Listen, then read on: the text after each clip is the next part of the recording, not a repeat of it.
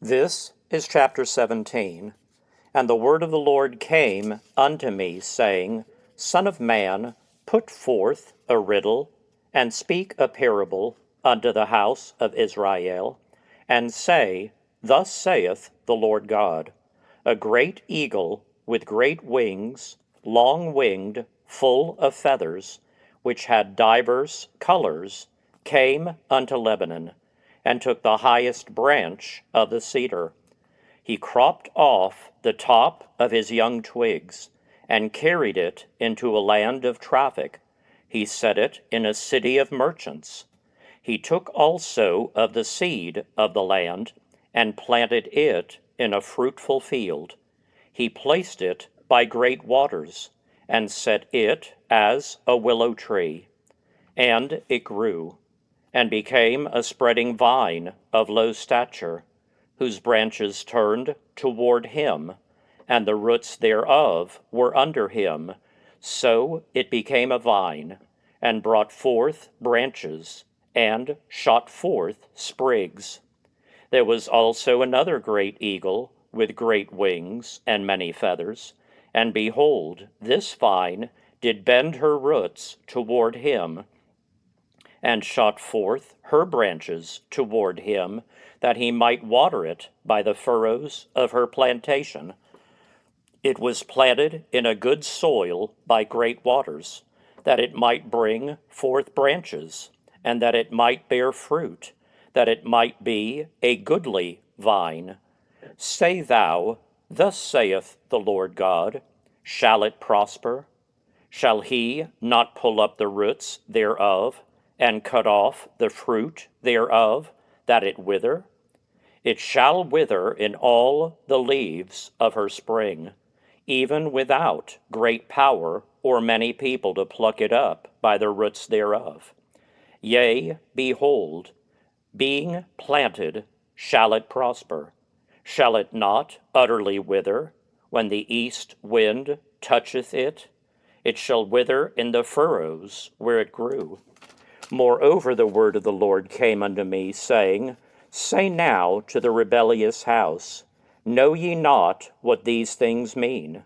Tell them, Behold, the king of Babylon is come to Jerusalem, and hath taken the king thereof, and the princes thereof, and led them with him to Babylon, and hath taken of the king's seed, and made a covenant with him, and hath taken an oath of him.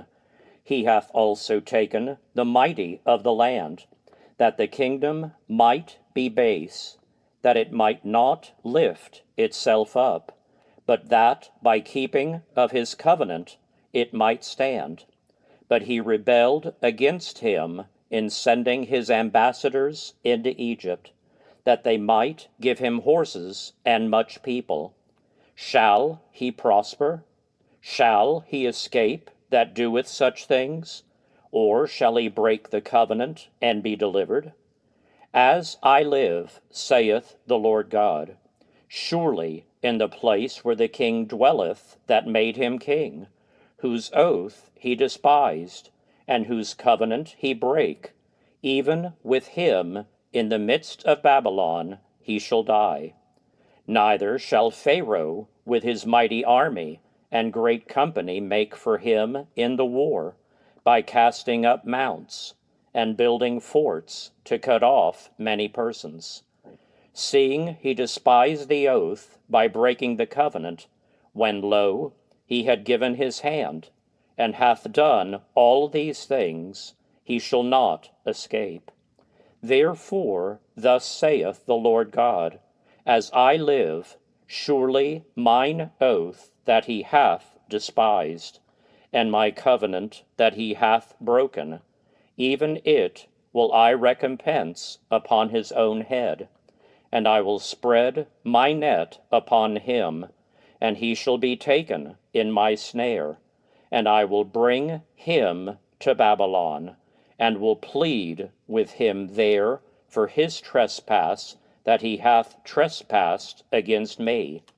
And all his fugitives with all his bands shall fall by the sword, and they that remain shall be scattered toward all winds, and ye shall know that I, the Lord, have spoken it.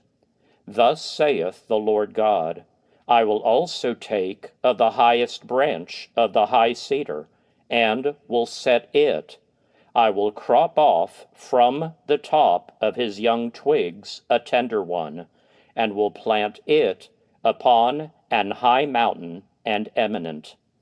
In the mountain of the height of Israel will I plant it, and it shall bring forth boughs and bear fruit, and be a goodly cedar, and under it shall dwell all fowl of every wing. In the shadow of the branches thereof shall they dwell. And all the trees of the field shall know that I, the Lord, have brought down the high tree, have exalted the low tree, have dried up the green tree, and have made the dry tree to flourish. I, the Lord, have spoken and have done it.